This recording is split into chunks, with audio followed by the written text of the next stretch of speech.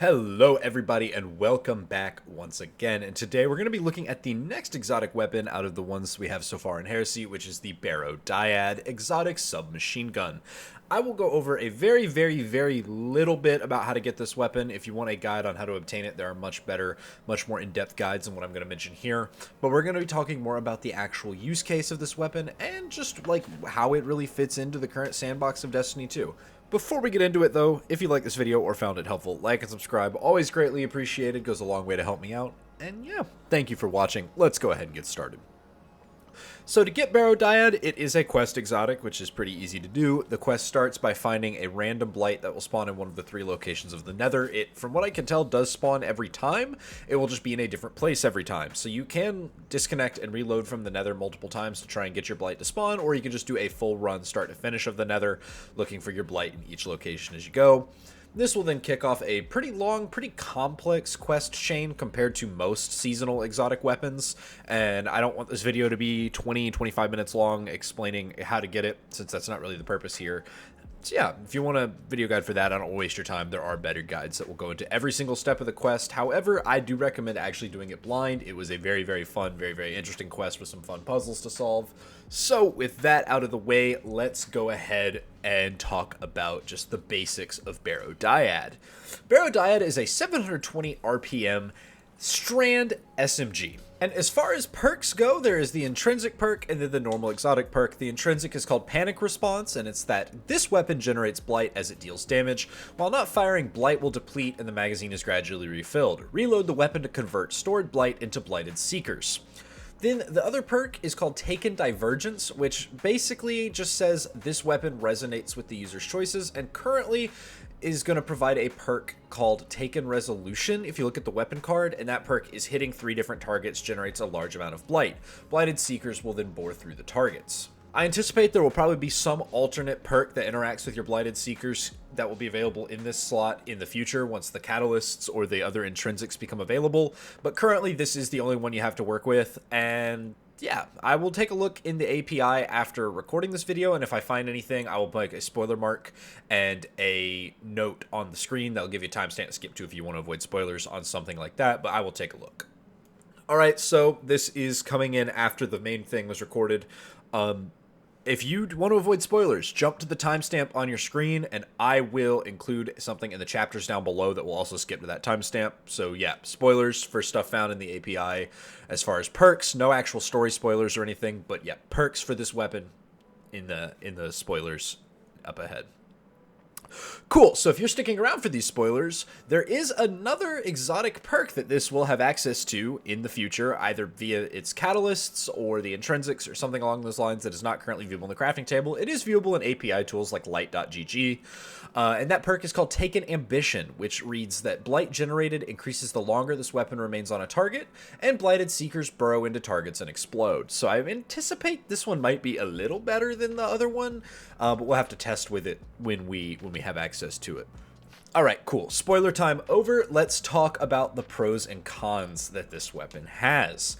The pros. The first thing first, it's a great archetype. 720 RPM and 900 RPM are the 2 best SMG archetypes, and constantly I see people debate whether or not which one is better than the other. I personally actually lean 720s, although a lot of the 900s like the Recluse are really good, but it's already got a very solid base weapon type to be working with. The second thing is that the Blight Seekers feel like they hit pretty hard with AoE damage and basically no need for precision fire, which does come in handy for some of the more annoying enemies like Flying Grims. That can be sometimes tricky to hit and keep on target with primary weapons on. These will do very well against those and help just chip away at enemies, even things that go behind cover, enemies that group up, etc.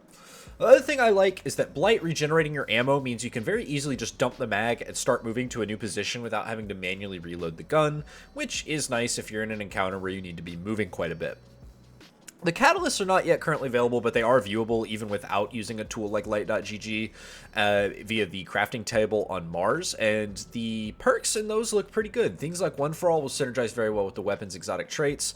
Target Lock looks like it could be pretty good. I'm not as convinced on High Impact Reserves or Hatchling. Those feel like they might be a little more PvP oriented, but if Hatchling can proc on rapid kills with the Seeker explosions, then I think it might also find a way into some people's loadouts. But I seem very excited about One For All and Target Lock for this weapon. And the other really big thing that I think it has going for it is that it is the only current exotic Strand SMG in the game. There are other good Strand SMGs, but if you want a Strand SMG and the exotic weapon 30% damage bonus against red bar enemies, this is the only choice you have currently. Plus, you gotta remember, exotic primaries do interact pretty well with ammo finder mods as well. In addition, back to the Seekers, they don't really seem to be affected by range damage fall off. They do appear to have a maximum distance that they can travel before they explode on their own, but they seem to do basically the same damage regardless of how close the target actually is or not, which is always great for weapons like SMGs, which can be pretty limited by their range stat. The other thing that I liked is that it's not tied to any specific strand effects, so it works in almost any build or loadout without having to compromise or lack using certain aspects of the weapon. Technically, with Hatchling as one of the catalysts, it's tied to a Threadling as one effect, but you don't have to use that catalyst if you don't want to when it's available. Now, with all weapons that have pros, they are going to have a set of cons as well, and Barrow-Dyad is not without its drawbacks.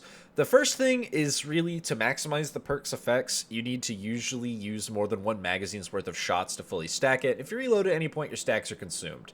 There's really no way to save those stacks if you want to reload manually, although catalysts, potential other perk choices down the line could maybe take this one out of play, just given that you will likely need more than one magazine's worth of shots unless you can proc that 3-shot perk, and even then, getting a fully stacked Blight Bar is not always consistent, but it doesn't really matter.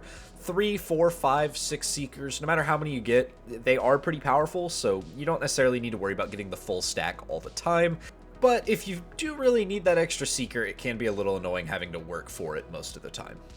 The other thing is that I don't think the Guns Exotic perk, at least currently, is the craziest thing out there in a slot that has some of the best exotic primaries in the game. Like, sure, it is the only exotic Strand SMG, but that's really only going to matter when you need a specific champion mod, and this gun has to compete with Outbreak, Kvostov, and maybe even things like Necrochasm if a specific champion mod isn't needed, and therefore you don't necessarily need specifically an SMG, and a Pulse or Auto might work. Then there are some really, really good exotic primaries that this thing has to justify picking it over Outbreak, Kvostov, etc. The other thing is the Seekers, at least when I used them in Nether, especially as you got towards slightly higher tiers of things like Nether where combatants start to overlevel you, the Seekers do feel like the 30% bonus against red bar enemies is doing a lot of heavy lifting, at least from what I felt. Slightly healthier enemies can sometimes tank them surprisingly well. Even enemies like orange bar captains or knights will brush them off from time to time. And even sometimes more fragile enemies. Like I had some orange bar grims that took 2 or even 3 or 4 Seekers to go down from direct hits. Not the worst thing in the world because it doesn't really need to be one-shotting them, but just know the Seekers feel like they hit really, really hard until the second they don't like 1 or 2 shot things, they start needing a lot more firepower to put down the enemies. That can be built around in your loadout, of course, but just something to be aware of. The other last major drawback with this weapon, in my opinion one of the biggest ones, is that it has to compete with legendary weapons too. It may be the only exotic Strand SMG, but there are legendary weapons it has to compete with, and one of those is, in my opinion, the best Strand SMG in the game, which is Imminence from Salvation's Edge. And surprisingly, for an exotic weapon, Barrow-Dyad has less utility than Imminence, at least in general gameplay. Imminence gets the Chaos Reshaped perk, which gives periodic healing, as well as other perks like Demolitionist, which can be used to reduce ability cooldowns. And so it leads to a weapon that can actually affect a lot of parts of your build, whereas Barrow-Dyad pretty much currently just does damage. Like, it is just an exotic whose perk makes it do more damage, which is fine. But if you're looking for a little bit more versatility out of your weapon, it might not fill the niche you want it to, and that can feel bad out of an exotic. Like, even another very popular exotic, the Kvostov from Paleheart, has some utility on it. Even though its perk is mostly just more damage, it also gets Shoot to Loot, which lets you pick things up by shooting them. It's not always the most useful utility, but it is more than just I do more damage than I do normally. There are a few things helping it stretch a little bit further than you'd normally see, and Barrow-Dyad, if you want more utility, it might not be the gun for you, is basically what I'm saying here. However, I do think that despite some of these drawbacks, Barrow-Dyad is a very, very, very good SMG. I think it's one of the better exotic SMGs we currently have, especially given the nerfs that Osteostriga has received in the not so recent past, and the fact that other than that, the really other best exotic SMG is probably something like Huckleberry, and I think Barrow-Dyad is probably a little better than Huckleberry is in modern Destiny. So it's definitely worth picking up. I think it will only get better when the catalysts are available. I personally think I'm going to run One for All on it. I'm a big fan of perks like One for All. Very, very good damage buff for very, very little effort on primary weapons with something like that. So I think it'll be pretty good. Other than that, yeah, I like Barrow-Dyad. Let me know in the comments down below if you like it or if there's any specific combos that you think will be really good. And yeah, thank you for watching. If you made it this far, like and subscribe if you liked the video. Always go a long way to help me out. That is the best way to support me. Twitch is linked down below if you ever want to catch a live stream. Like I said in the last video, I am hoping to get multi-streaming set up at some point on YouTube if I ever have a free day to try and test it out and get it set up. But yeah, thank you. I'm not going to waste any more of your time. Y'all have a good one. See you, everyone.